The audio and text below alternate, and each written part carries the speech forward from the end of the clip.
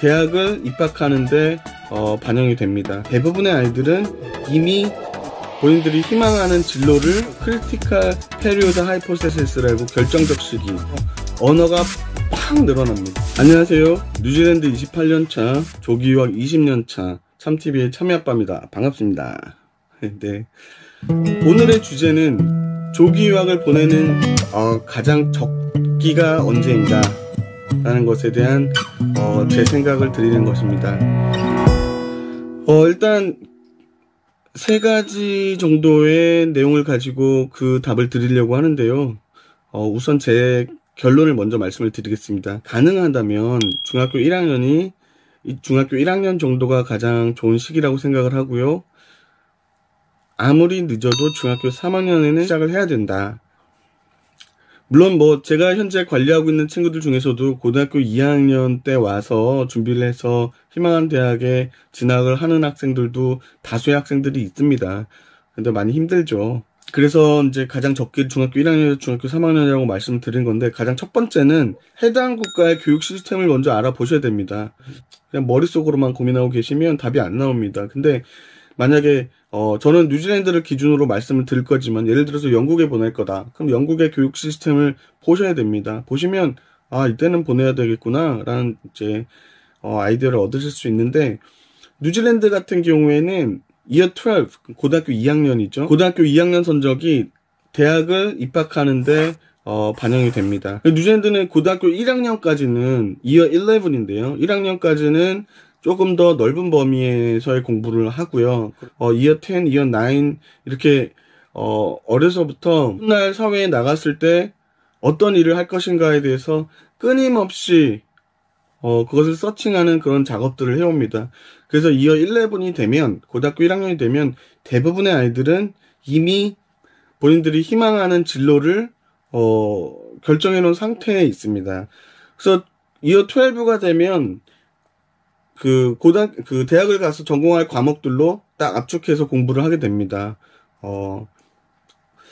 그렇기 때문에 이러한 시스템을 잘 따라가기 위해서는 적어도 2, 3년 정도의 준비 기간이 필요하고, 고등학교 2학년, Year 12 과정을 맞이할 수 있으면 제일 좋겠습니다. 그리고 또 Year 12 정도가 됐을 때 또 현지에 좀 친한 친구들도 많이 있고, 현지 친구들이요. 그리고 선생님들하고도 좀 많이 익숙해져 있어서 관계가 많이 빌드업이 된 상태면 공부하기가 훨씬 수월하겠죠. 그래서 중학교 2학년, 중학교 3학년 정도에는 와야 된다라는 첫 번째 답을 드릴 수 있습니다. 그런데 그럼 제가 중학교 1학년, 가급적이면 중학교 1학년 때 오는 것이 좋겠다라고 앞서 말씀을 드린 이유는, 두 번째 이유가 됩니다. 두 번째 이유에서는 두 가지 이야기를 또 하고 싶은데요. 첫 번째는 피어 프레셔라는 것과 즐겁게 영어 공부를 할 수 있는 시기, 즐겁게 현지 문화에 젖어들 수 있는 시기에 대해서 말씀을 드리는 것입니다. 네. 일단 피어 프레셔라는 것은 우리말로는 또래 압력이라고 하는데요. 많은 언어 심리학자들이 언급하는 부분입니다. 피어 프레셔라는 것은 동료나 혹은 친구들로부터 영향을 많이 받고 그들의 언행을 강하게 모방하려는 욕구를 말하는 겁니다. 이런 말씀 들어보셨죠? 크리티컬 페리오드 하이포테시스라고 결정적 시기, 만 2세에서 사춘기까지가 언어를 습득하는 시기이다. 그래서 어떤 언어 심리학자들은 그 시기를 지나면 그것을 이제 LAD라고 합니다. Language Acquisition Device라는 건데, 언어를 습득하는 기능은 사람들이 가지고 태어나는데 그것이 사춘기를 지나가면서 어떤 자아에 대한 방어 기제가 발동하면서 그런 것이 더 이상 작동하지 않는데요. 그래서 acquisition은 습득입니다. 무의식적인 단계에서 습득하는 거고, 러닝으로 넘어간대요. 그런데 그것을 또 반론하는 그 LAD가 성인이 되어서도 작동을 한다고 주장하는 언어학자들도 많이 있습니다.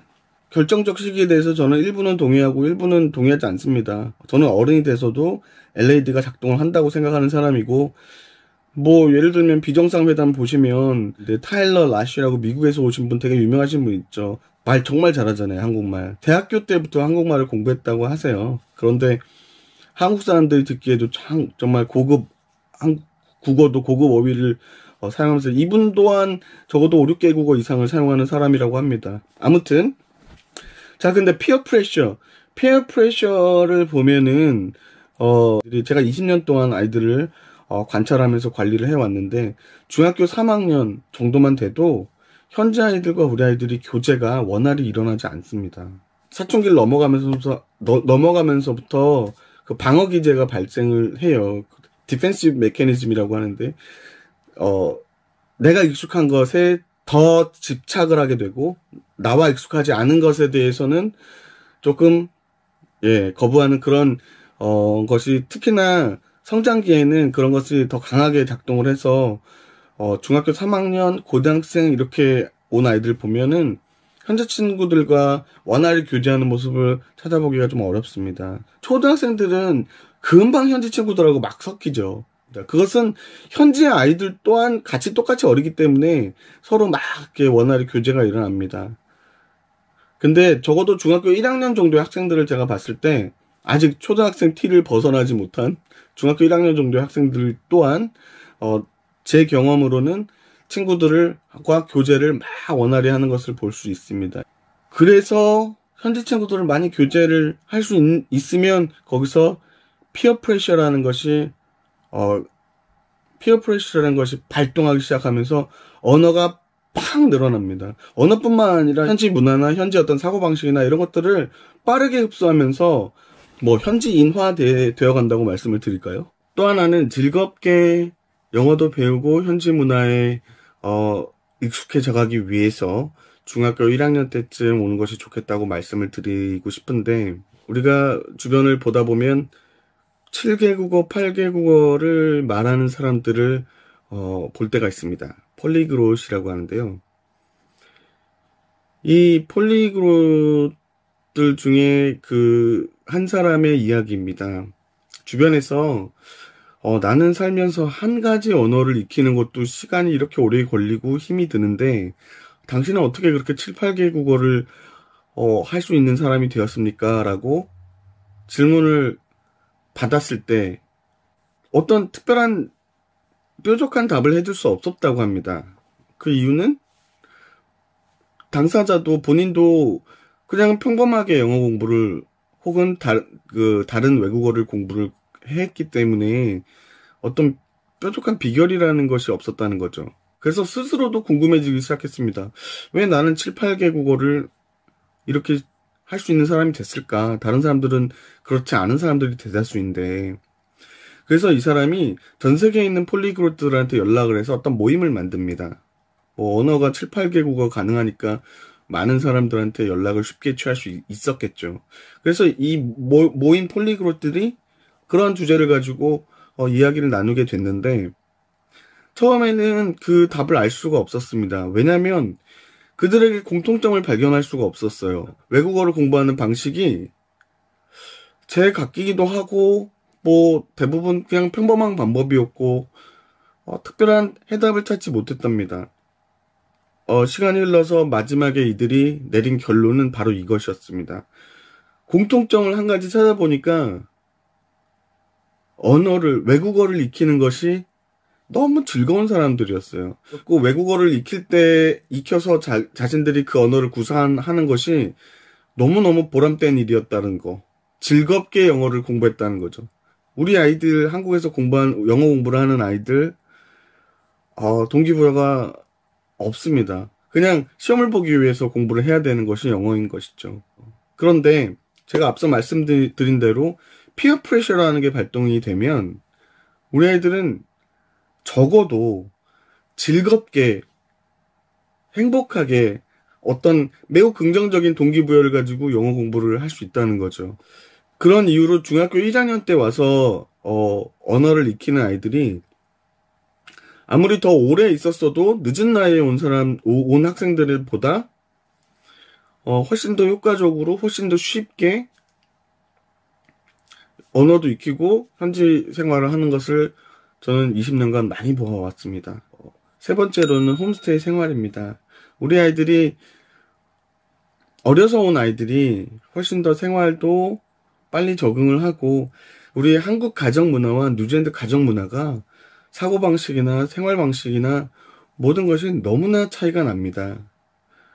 뭐 한 가지 예로 뉴질랜드는 14세 미만의 아이들은 집에 혼자 생활할 수가 없습니다. 중학교 1학년 때 혹은 중학교 2학년이 되어도 아직 생일이 안 지난 아이들, 이런 아이들은 홈스테이에 혼자 머물지를 못하기 때문에 홈스테이 식구들이 어디 뭐 여행을 가거나 어디 뭐 잠시 어딜 다닐 때 항상 데리고 다녀야 됩니다.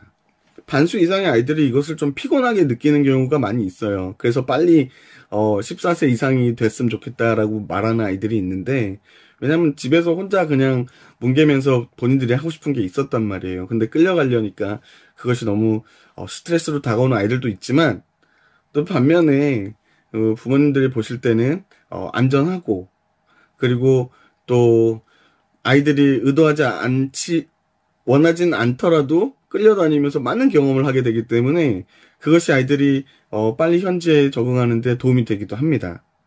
그리고 또 홈스테이 부모님들 입장에서도 아이가 좀 어리면 훨씬 더 신경을 많이 쓰게 되기 때문에 더 좀 가깝게 지내는 어떤 시기가 되기도 하죠. 대학생 이상의 성인들은 현지인 홈스테이 하는 것을 3개월 이상 하는 것을 제가 많이 못 봤어요. 이제 홈스테이 가족들이 이제 나빠서가 아니라 그만큼 쉽지 않은 거죠. 다른 두 개의 문화가 함께 살아갈 때 거기서 일어나는 마찰이 있거든요. 마찰이라기보다는 이제 우리 그 유학생 입장 측에서 그들을 따라가야 되는데 거기서 포기해야 되는 자기 방식이 많이 있습니다. 그래서 한 3개월 정도 경험 삼아 하고 한인 가정으로 옮겨가거나 아니면 자취를 시작하는 것을 많이 보는데, 우리 아직은 저항감이 적고 유연한 어린 시기에 홈스테이 생활에 잘 적응을 해서 산다는 것 자체가 엄청난 공부가 됩니다. 그래서 조기 유학을 오는 어떤 적절한 시기에 대해서 이야기를 한번 나누어 보았는데요. 이외에도 부족한 것들이 많이 있을 겁니다. 있는 것은 게시글에 적혀있는 연락처로 연락을 주시면 친절하게 상담을 해드릴 수 있고요. 네, 아무튼 여기까지 오늘의 이야기를 마치도록 하겠습니다. 이야기가 유익하셨다면 구독과 좋아요를 부탁드리고요. 그러면 다음 영상 때 다시 만나도록 하겠습니다. 감사합니다.